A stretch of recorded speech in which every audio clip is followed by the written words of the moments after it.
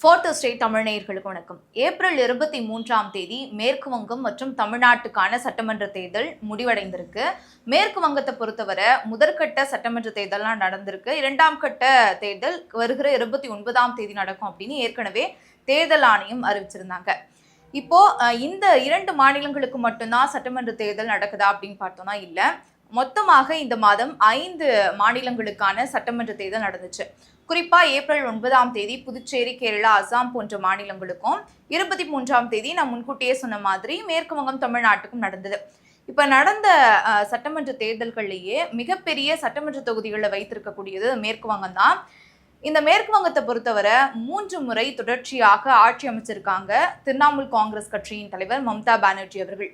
4வது முறையாக எப்படியாவது மேற்கு வங்கத்தை நம்ம கைப்பற்றினோம் அப்படின்னு பல வியூகங்களை அவங்க போட்டிருக்காங்க. இன்னொரு பக்கம் பாஜக மம்தா பானர்ஜி அவர்களை வீழ்த்திட்டு நம்ம அங்க ஆட்சியை கைப்பற்றினோம் அப்படின்னு அவங்க ஒரு பக்கம் சில கணக்குகளை போட்டுட்டு இருக்காங்க.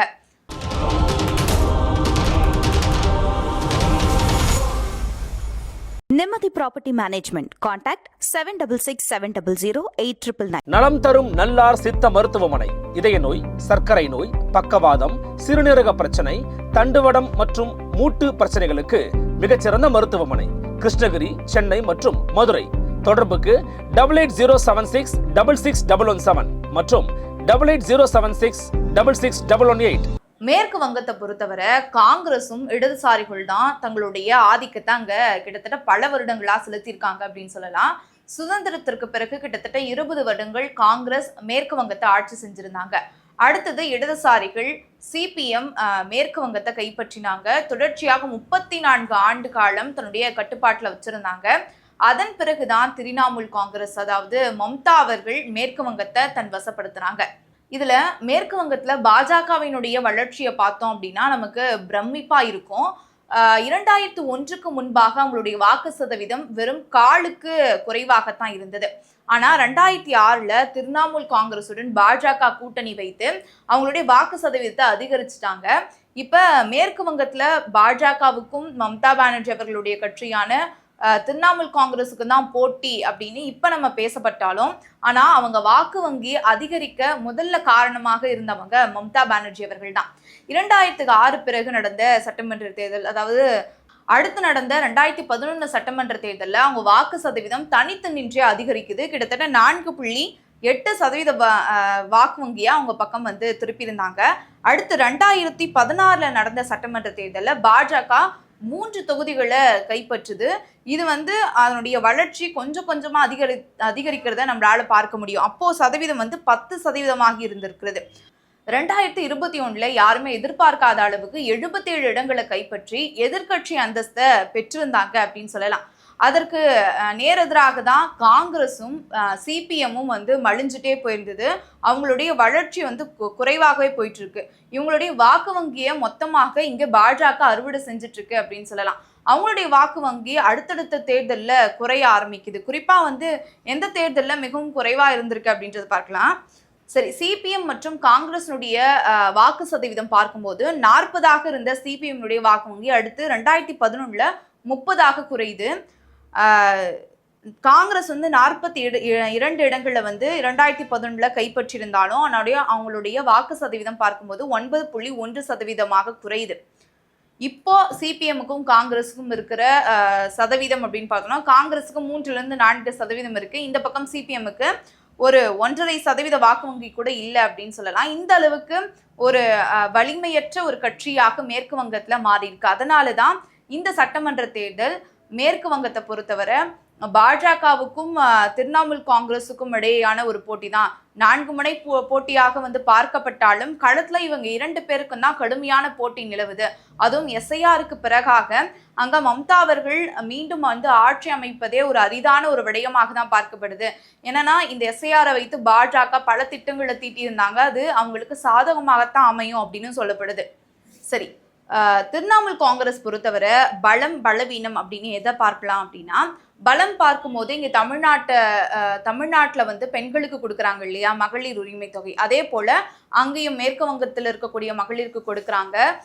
1500 வந்து நான் வெற்றி பெற்றேன் அப்படின்னா வந்து கொடுப்பேன் அப்படின்னு அறிவிச்சிருக்கிறாங்க.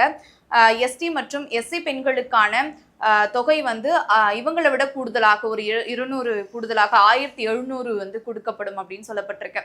சரி, இந்த பக்கம் வந்து பெண்களுக்கான ஒரு நல்ல திட்டங்கள்லாம் வந்து மம்தா அவர்கள் கொண்டு வந்தாலும், இன்னொரு பக்கம் பெண்களுக்கு எதிரான சில சம்பவங்கள் அங்க நடந்திருக்கிறதுனால இது ஒரு கரும்புள்ளியாக இருக்கு.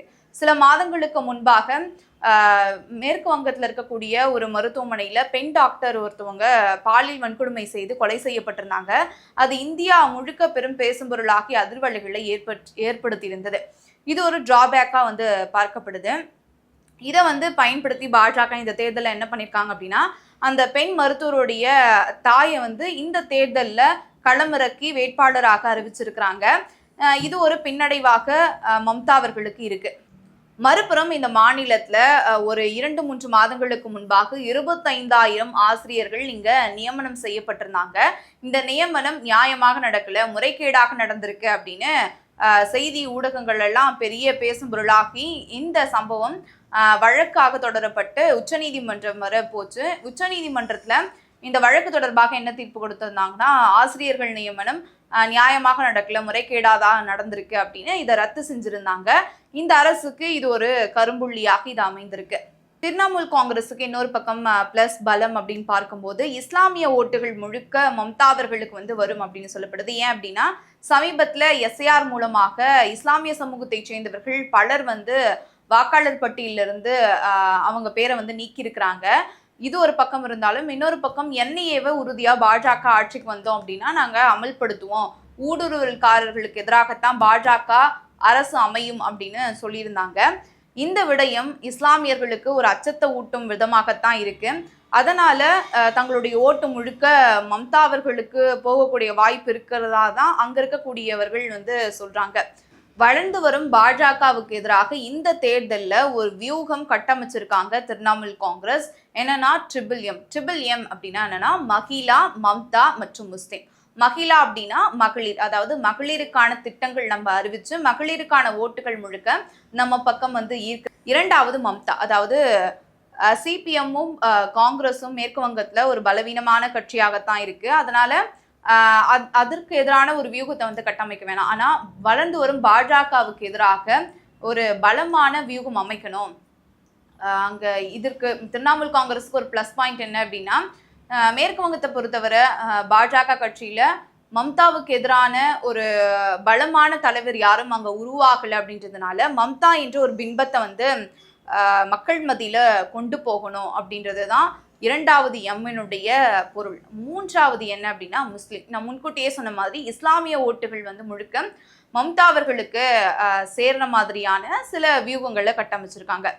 இந்த தேர்தலை பொறுத்தவரை திரிணாமுல் காங்கிரஸ் இந்த ட்ரிபிள் எம்மை முழுமையாக நம்பியிருக்காங்க. இது களத்துல வேலை செய்யும் அப்படின்னு நம்புறாங்க.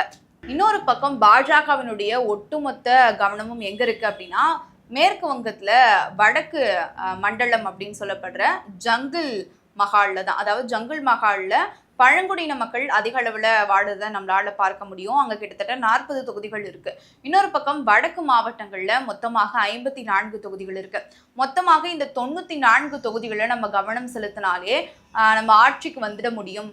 இந்த தொகுதிகளை நம்ம வெற்றி வாய்ப்புக்கான தொகுதியாக மாற்றணும் அப்படின்னு அங்கே அதிக அளவில் கவனம் செலுத்தி பிரச்சாரம் செய்ததை வந்து நம்மளால பார்க்க முடியும்.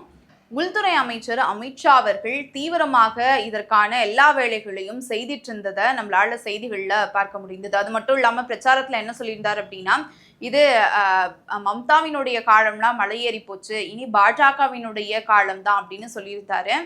சரி, பாஜகவினுடைய பலவீனம் அப்படின்னு பார்க்கும்போது தொடர்ச்சியாக மேற்கு வங்கத்தின் முதல்வராக மம்தா பானர்ஜி அவர்கள் இருக்கிறதுனால இந்த ஆட்சிக்கு எதிரான மனநிலை உருவாகும் போது அந்த மனநிலையை நம்ம பக்கம் திருப்பிடணும் அப்படின்றதுனால பாஜக வந்து மிகவும் கவனமாக இருக்கிறாங்க. இன்னொரு பக்கம் சட்டம் ஒழுங்கு அங்கே சரியில்லை அப்படின்றதுனால அதில் கவனம் செலுத்தி அதை கையில் எடுத்து பிரச்சாரம் வந்து செஞ்சுட்டு இருந்தாங்க. நான் முன்கூட்டியே சொன்ன மாதிரி அந்த மருத்துவரனுடைய அம்மாவை இந்த தேர்தலில் வேட்பாளராக களமிறக்கி இருக்கிறாங்க. சரி, அடுத்தது இந்துக்களுடைய வாக்குகள் முழுக்க பாஜக பக்கம் திரும்புவதற்கான வேலைகள்னா ஊடுருவற்காரர்களை நாங்கள் அனுமதிக்க மாட்டோம் அப்படின்னு பிரச்சாரத்திலே வந்து சொன்னது. வாக்குறுதியாகவும் அதை கொடுத்துருக்குறாங்க. மே 4ஆம் தேதி யாருக்கான அரியாசனம் மேற்கு வங்கத்தில் அப்படின்னு நம்மளுக்கு தெரிஞ்சிடும். மே 4ஆம் தேதி என்ன நடக்குது அப்படின்றத பார்க்கலாம். மேற்கு வங்கத்தை பொறுத்தவரை யாருடைய ஆட்சி அங்க அமைய போகுது அப்படின்னு நீங்க நினைக்கிறீங்க அப்படின்றத கமெண்ட் செக்ஷன்ல பதிவு பண்ணுங்க. அடுத்த நிகழ்ச்சியில சந்திக்கலாம். நன்றி, வணக்கம்.